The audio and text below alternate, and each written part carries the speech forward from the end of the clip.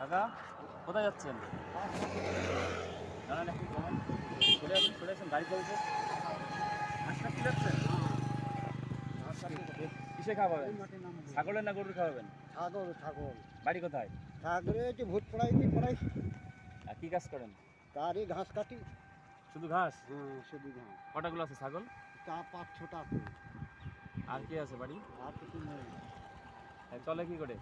চলে কি করে? চলে আবার আছে তো ছেলে আছে, দুটা কাজ করে আর লোক আছে। ভালো লোক আছে কাজ করে? কাজ করে দিয়ে বাড়ি যাবেন? দাঁড়ান দাঁড়ান একটু কথা বলি, দাঁড়ান। ব্যস্ত নাকি? হ্যাঁ? খুব ব্যস্ত? না সকাল থেকে খাওয়া হয়েছে কিছু? খাওয়া হয়েছে। কি খেলেন সকালে?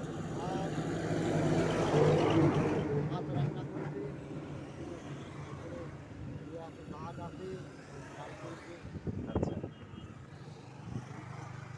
তা ধুতি পরেন বাড়িতে? হ্যাঁ তা আমি একটা ধুতি দেবো? আমি একটা ধুতি দেবো? ধুতি পরবেন তাহলে?